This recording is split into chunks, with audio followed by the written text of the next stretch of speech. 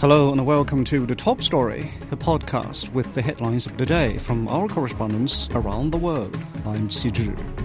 Coming up in this edition, US President Donald Trump says his country will take control of Gaza, sparking widespread criticism. Hamas says talks for the second phase of the Gaza ceasefire are ongoing, while Israel says it will send negotiators to Qatar this week. And rebel groups in the Democratic Republic of the Congo have announced a ceasefire, citing humanitarian reasons. We begin in North America. President Donald Trump says the United States will take control of Gaza and does not rule out sending troops to the destroyed Palestinian enclave. Trump made the remarks after meeting Israeli Prime Minister Benjamin Netanyahu in Washington. The two leaders earlier held talks over Israel's conflict with Hamas. Pro-Palestinian demonstrations erupted outside the White House. Poppy Putin reports. This is a great departure from really any policy over the Middle East and the Gaza, the Palestinian-Israeli problem than any U.S. president has ever had. It's really very brazen for Trump to talk about U.S. ownership of a land in the Middle East. The U.S. will take over the Gaza Strip, and we will do a job with it, too. We'll own it and be responsible for dismantling all of the dangerous unexploded bombs and other weapons on the site, level the site and get rid of the destroyed buildings, level it out, create an economic development that will supply unlimited numbers of jobs and housing for the people of the area. Do a real job, do something different. Just can't go back. If you go back, it's going to end up the same way it has for 100 years.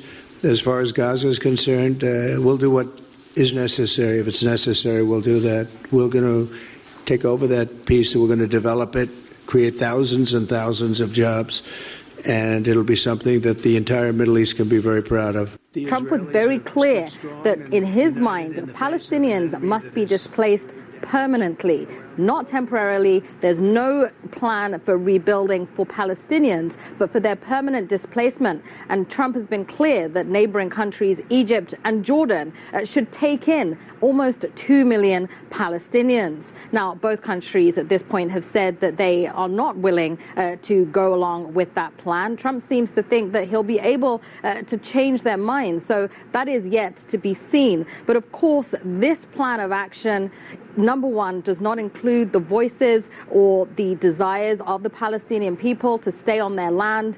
There's no discussion with them. And of course, it also has no room for a two-state solution, so one in which Israelis and Palestinians live alongside each other. So it really is going to be interesting to see how this plays out. That was Poppy Putin on the meeting between US and Israeli leaders in Washington. Trump's remarks on Gaza have drawn widespread criticism. Hamas has condemned the statements as ridiculous and absurd, while Egypt and Jordan rejected the resettlement of Gazans. Saudi Arabia reaffirmed it will not have ties with Israel unless a Palestinian state is established. China also opposed a forced resettlement of Gazan people, noting Palestinians governing Palestine should be the basic principle of post-war governance in Gaza. More on the Middle East, Hamas says that talks for the second phase of the Gaza ceasefire are ongoing. Israel says it will send negotiators to Qatar later this week. Hamas has said it will not release hostages in a second phase without the full withdrawal of Israeli forces. Israeli Prime Minister Benjamin Netanyahu is facing pressure from far-right governing partners to resume the war when the first phase ends in early March. It has been about 2 weeks since the first phase of the ceasefire took effect. While on the ground, many displaced Palestinians have returned to their homes only to encounter a new set of challenges. Even finding water is a daily struggle. Rami Amagari reports. As the ceasefire deal between Israel and Hamas holds, displaced families were able to return back to their homes in northern Gaza. Yet those families now embark on a new struggle for survival amidst extremely difficult conditions. Every morning, thousands of people have to search for drinking water as family members travel long distances to find water. Elderly Palestinian Mohammed Salama holds empty gallon jugs on a daily basis to fill them with water. Salama has recently returned back to his Jabalia home. There is no water. We live 1.5 kilometres away. We've come here to fill 10 litres only and return with it for our children to drink. We have no water or wells now. We had them before, but it was completely bombed in the war, so we've come here. Those who returned back to the nearby northern town of Beit Lahia also faced the same challenges. We're suffering and exhausted, going long distances to get a small amount of water. As you can see, we're living in the streets, and there have been no solutions for us since we returned here. Nothing at all. Humanitarian aid workers face enormous challenges as they try to provide relief for people. But with no electricity and dwindling resources, life in Gaza remains a daily battle for basic necessities. Since the start of the conflict, all of Gaza has been suffering from severe water shortages. This is for household and drinking water. This is due to a systematic destruction of several water wells. We estimate around 80% of government water supply facilities have been destroyed. The UN estimates the damaged buildings include more than 90% of the housing units in Gaza. The possibility of resuming life for Gazans seems like an impossible mission. Palestinians in northern Gaza face extreme difficulties after the Israeli withdrawal, as they have lost their homes and are now living in tents again. With no electricity and dwindling resources, life in Gaza remains a daily battle for basic necessities, most notably water. That was Rami Al-Maghari on the struggles of the returning Gazan people. Turning to China, Chinese President Xi Jinping has pledged to promote all-round mutually beneficial cooperation with Kyrgyzstan. He held talks with the visiting Kyrgyz President Sadir Japarov in Beijing on Wednesday. President Xi said China is willing to deepen the alignment of development strategies with Kyrgyzstan and work together to safeguard the common interests of both countries. Japarov said Kyrgyzstan stands ready to achieve more results in building a China-Kyrgyzstan community with a shared future. The Kyrgyz president is on a 4-day state visit to China. President Xi Jinping has also held talks with Pakistani President Asif Ali Zardari, who is in Beijing for a 5-day state visit. The leaders are seeking to strengthen ties. Yu Yang reports. This year marks the 74th anniversary since bilateral ties between China and Pakistan were established.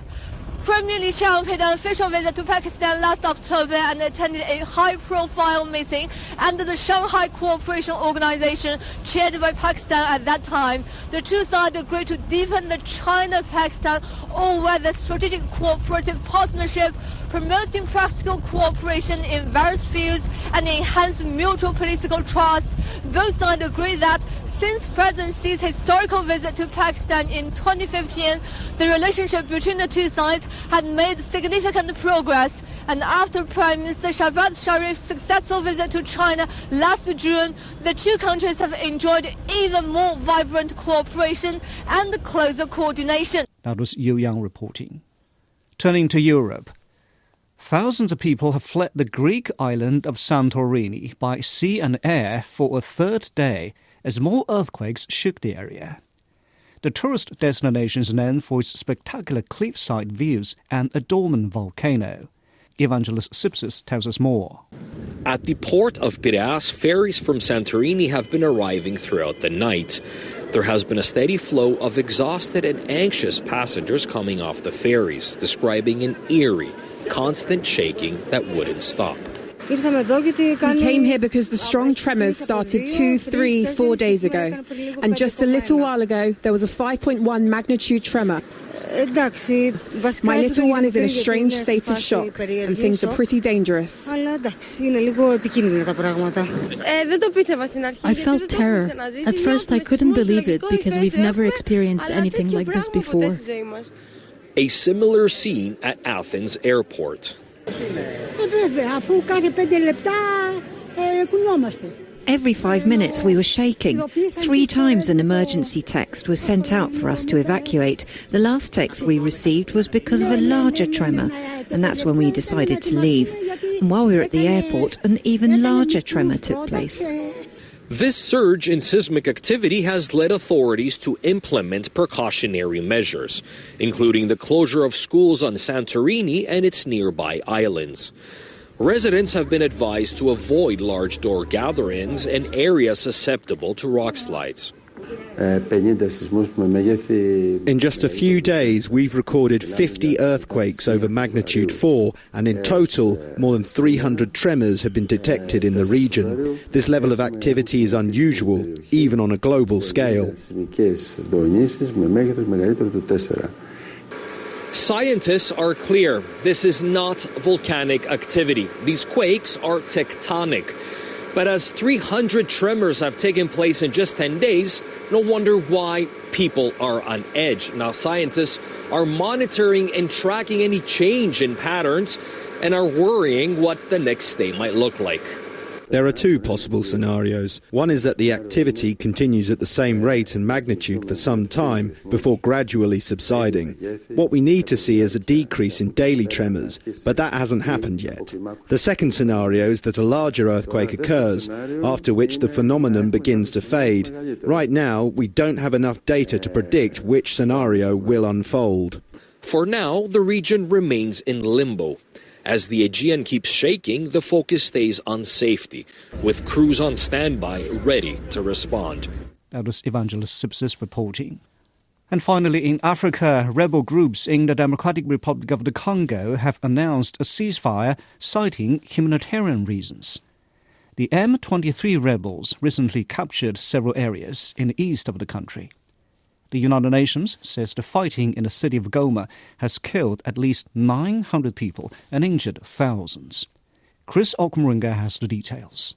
The announcement of the ceasefire has certainly been very well received by very many Congolese civilians who have been displaced by this conflict. There are women, children, the elderly who have been forced out of their homes. They have been living in camps in eastern DRC, relying on handouts from humanitarian organizations. And all they want is peace to be restored in their area so that they can go back and engage in their usual activities.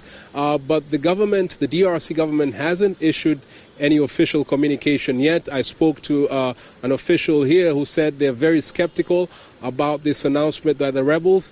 They believe that the rebels are trying to use this opportunity to reorganize themselves and launch a counteroffensive because they were pushed back from an area they tried to attack in the east of the DRC, another territory known as South Kivu province. So the government is continuing to mobilize people to rally around the government army and prepare what the president called a very vigorous and coordinated response to reclaim all their territories that have been captured by the M23 rebels, who they say are backed by the Rwandan forces. So it's still a very tense situation here, given the kind of rhetoric coming from both the Congolese officials and the rebels. That was Chris Okmurunga on the conflicts in the Democratic Republic of the Congo. Now, recapping the headlines before we go, US President Donald Trump says his country would take control of Gaza, sparking widespread criticism. Hamas says talks for the second phase of the Gaza ceasefire are ongoing, while Israel says it will send negotiators to Qatar later this week. And rebel groups in the Democratic Republic of the Congo have announced a ceasefire, citing humanitarian reasons. And that's it for this edition of The Top Story, a podcast that brings you world headlines every weekday. For more news in politics, business, sports and culture, you can subscribe to The Beijing Hour, a one-hour podcast news magazine program. We would welcome and appreciate all ratings and reviews. I'm Qi Zhi. Thank you for listening.